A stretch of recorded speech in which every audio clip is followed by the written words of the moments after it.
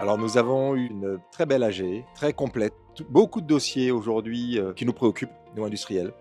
Néanmoins, on croit toujours au développement, bien sûr, de l'industrie, de l'emploi, l'intégration de nos jeunes Martiniquais qualifiés au sein de nos entreprises. Nous pensons que la Martinique se doit d'avoir une industrie forte, de telle sorte que nous puissions envisager de passer de aujourd'hui 10% du PIB à peut-être 12, 13, 14, 15%.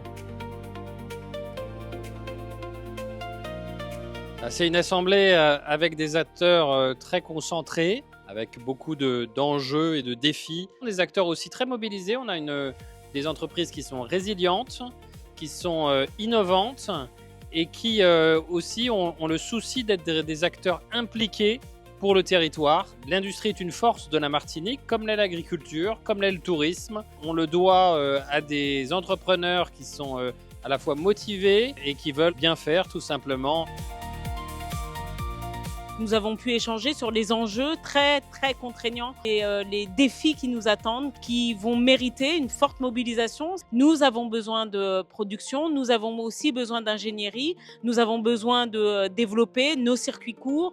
Notre géographie cordiale sera également un atout. Notre entrée dans la CARICOM doit être un atout à condition que nous allions tous ensemble et qu'il n'y ait aucun maillon faible pour faire rentrer notre jeunesse en Martinique et lui donner les moyens de s'épanouir et de s'émanciper. Il est important pour nous d'être présents ici ce soir pour soutenir l'industrie locale avec le député Marcel Nadeau.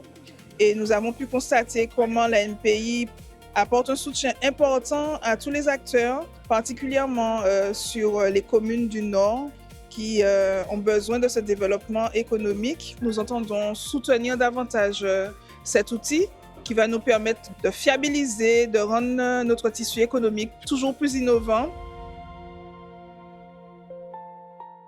Nous avons abordé différentes problématiques que nous rencontrons en tant qu'industriels en Martinique. Vraiment des sujets assez diversifiés et importants d'évoquer en Assemblée générale. On a découvert par exemple le nouveau logo PIL. Il est clair. On a clairement marqué produit de l'industrie locale. Je crois que ce logo est beaucoup plus moderne, beaucoup plus dans l'air du temps. Un logo PIL qui swing, on m'a dit qu'il s'adapte. C'est à nous maintenant de l'intégrer à nos communications et à nos différents packaging. C'est un logo qui va intéresser le consommateur et c'est ça l'objectif principal. C'est tout simplement qu'on puisse acheter local et notamment de la production industrielle locale.